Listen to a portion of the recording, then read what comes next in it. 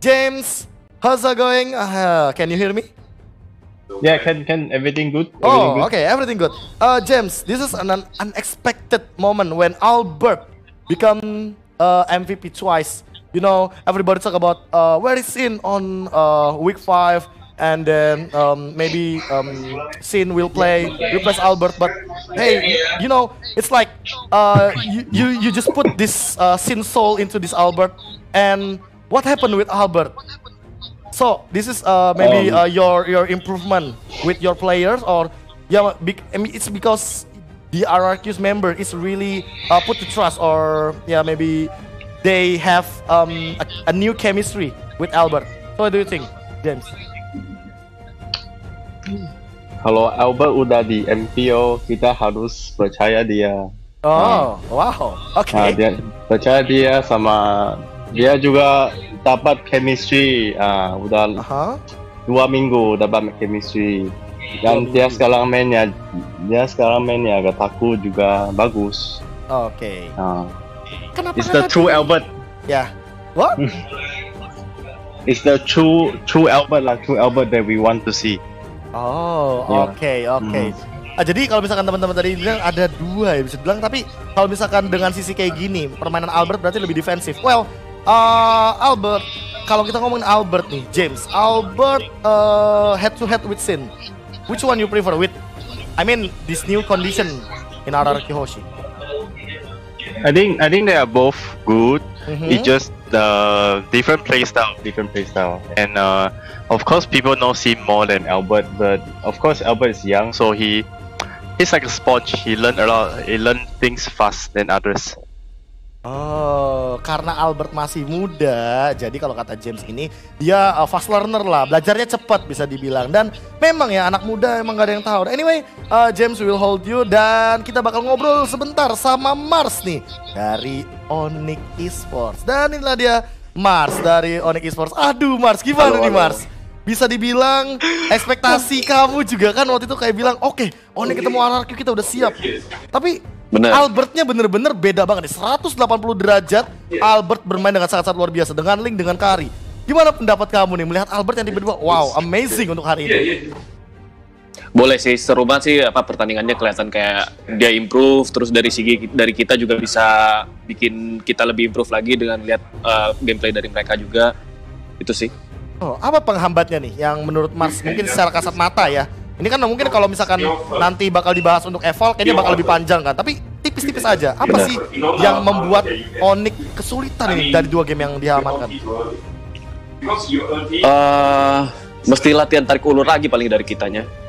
Cari-cari cara visionnya ya. Kitingnya ya berarti ya. Iya benar, kitingnya. Kiting gameplay. Itu dia dari Mars. Tapi kita bakal ngobrol sama 2 coach sekaligus karena bakal menarik tentunya. Kita bakal melihat dari 2 perspektif coach ini. Inilah dia James dan juga Mars. Anyway, kita tadi sempat ngomongin masalah Albert karena kayaknya dapat spotlight banget nih untuk hari ini. Mars, kamu kan mungkin udah sempat analis juga ya masalah adanya Albert atau Sin, karena itu bisa dibilang 2 lawan kamu. Nah, ini kalau pandangan kamu perbedaannya apa sih? Karena tadi Jamesnya juga udah ngasih tahu gitu. Bener, kayak James barusan bilang, playstyle dari mereka berdua tuh agak beda. Yang pasti kayak si Albert nih sebenarnya nggak terlalu beda, tapi yang pasti Sin kan lebih berpengalaman. Kalau gue bilang sih dibilang si Albert ini the next Sin lah. Albert ini the next Sin. Oke, James, do you agree with that? Albert is next Sin? Albert is Albert lah, Sin is Sin. Oh, Albert is Albert, Sin is Sin. Oke. Menarik. I mean, kalau misalkan untuk pertanyaan terakhir kayaknya agak unik kalau misalkan aku bisa bilang ini kan satu sama ya matchnya ya. Tapi kalau misalkan aku nanya ke Mars nih, kira-kira dapat pelajaran apa sih ketika berhadapan sama RRQ? And for James, what did you learn today when you beat Onyx Esports? The first standing on this season. And maybe from James first. We improve, but there's still a lot of mistakes that we want to improve. So let's see each other again lah. Yep. Oke, menang tapi improve. Oke. Anyway, Mars gimana kalau dari Mars? Apa yang kamu dapatkan nih dari match kali ini? Wah, dari RRQ itu kita tahu sih late game mereka lumayan strong ya, defensive mereka strong. Jadi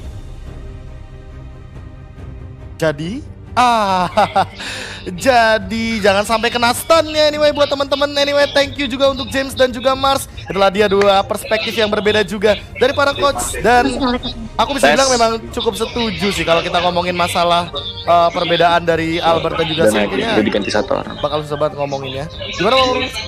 Oh, nah udah hadir nih. Oke, anyway, thank you banget 1, 2, 3. Mars dan juga James. Oke, sorry agak nge-lag. Thank you. Relax. Koneksi tuh pasti ya bakal ada yang kayak gitu ya. Tapi memang ya kalau misalkan ngomongin kayak tadi, kita ngomongin Albert ya Albert, Sin ya Sin. Well, James bener-bener bijak sepertinya dalam men-treat playernya, karena dia tahu nih, oke, kalau misalkan kita ngomongin masalah Albert, ya udah Albert dengan kemampuannya, dengan permainan playstyle-nya dia yang mungkin lebih pasif tapi hati-hati di late game-nya. Ya kalau kita ngomongin masalah pasif gameplay, emang ya misalkan tarik ulur tuh paling bisa. Makanya mungkin hal tersebut yang tidak dimiliki oleh permainan dari Onyx Esports, karena mereka kitingnya yang katanya tarik ulurnya ini bisa dibilang agak sedikit kurang di game yang kedua. Apalagi udah mulai masuk ke late game, mereka juga bermain 36 menit 12 detik, dan hal tersebut mungkin yang membuat pola permainan dari kedua tim ini agak sedikit berbeda dengan fokusnya juga. Tapi buat teman-teman juga, karena kita sebentar lagi bakal ada interview juga sama salah satu streamer atau KOL kita dari Nimo TV, di Nimo TV segmen. Tapi buat teman-teman jangan lupa juga, karena di Nimo TV ini, di MPL ID lebih tepatnya, Nimo TV bakal ada giveaway dari diamond dan juga skin. Jadi kalian stay tune aja dan tonton terus MPL Indonesia season yang ke-6 di Nimo TV. Dan inilah dia. Oke, ini menarik nih kalau kita ngomongin masalah samanya sama Seliboy ya. Tapi cocok sih kalau misalkan aku nanya kayak gini. Kenapa? Karena kita ngeliat lagi dan lagi ada satu potential player hyper carry nih, Seliboy, dari RRQ Hoshi, Albert. Kamu kalau melihat Albert gimana sih sejak dia pertama kali dari MDL ke MPL? Karena dia kelihatannya improve-nya banyak banget loh. Aku sih lebih ngeliatnya dari dia sebelum masuk ke RRQ ya, itu sih udah bener-bener kayak udah OP lah itu anak, pasti udah bakal bersinar. Oh, bahkan dari sebelum masuk RRQ gitu ya? Iya, soalnya udah sering main bareng dulu. Oke. Kalau misalkan lihat dari draft nih, Seliboy, coba kita sekaligus belajar sedikit-sedikit nih. Karena kan kita ngomongin masalah hyper carry, ada Kimi sama Karin ya kan, yang bisa membuat gameplaynya nih timpang banget kalau di late game. Karena kan Kari bakal menang banget. Nah, kalau misalkan dari sudut pandang Seliboy, emangnya ada celah nggak sih buat Onyx Esports menangin di game yang kedua? Apalagi di sini pakai Kimi gitu loh, dan lawannya adalah Kari yang late game strong banget. Malahan menurut aku pribadi sih lebih menang Kimi kemana-mana ya, soalnya menang race juga melawan Kari tuh. Oh, oke, menang dari race early sampai late game. Makanya tapi hal apa nih kira-kira kalau menurut Seliboy yang membuat Onyx kalah? Kalau misalkan kamu bilang bahwa Kimi di late game lebih kuat daripada Kari bahkan. Mungkin dari momentum lemonya ya, bisa langsung masuk ke ke Kiminya. Momentum lemon Kan sering banget ya. Oke. Alien. Tapi aku mau tanya sama kamu jadi hyper carry kayak modelan hero yang defensif kayak gitu ya, kayak Kimi, kayak Kari. Kalau dilompatin sama lemon kayak gitu pusing nggak sih? Iya, udah pasti pusing, apalagi Sans nggak pakai flicker kan, pakai Purify. Oh iya, pemilihan spell ya. Oke. Tapi kalau misalkan dari Seliboy nih melihat tadi ada Kari, ada Kimi. Ini kan bisa dibilang yang biasa dipick kan kayak Lancelot, Link, itu kan assassin, dan sekarang Marksman muncul lagi nih. Kira-kira selain dua hero ini, selain Cloud juga deh, 3 kita bilang, Kimi, lalu ada Cloud dan juga ada Kari. Ini kan berarti yang bukan priority. Yang priority kan Roger sama Yu Xunshin. Selain 5 Marksman ini, kira-kira yang bisa masuk ke meta sekarang tuh apa sih? Bruno? Ya, soalnya pesan sudah pernah pakai juga kan. Oke, kalau misalkan alasannya boleh nggak sih selain yang make pernah Sans atau apa? Mungkin dari perspektif Seliboy gimana? Alasan kalau Bruno tuh perninya ada, terus sama damage ke objektifnya tuh cepet. Oke, kalau begitu berarti ada kemungkinan Bruno juga bisa masuk gitu ya ke dalam lini dari hyper carry ya? Kalau misalnya kalau misalkan hero OP-nya apalagi sini udah band 10. Anyway, terima kasih banget Seliboy ini, bocah ajaib kita yang udah memberikan ilmunya. Ini tipis-tipis. Nah, kalian nggak tahu kan kalau misalkan Seliboy juga bisa ngomong kayak gini tentunya. Dan anyway, terima kasih juga yang ada teman-teman di Nimo TV. Kita bakal close Nimo segmen sekarang juga. Seliboy, good luck.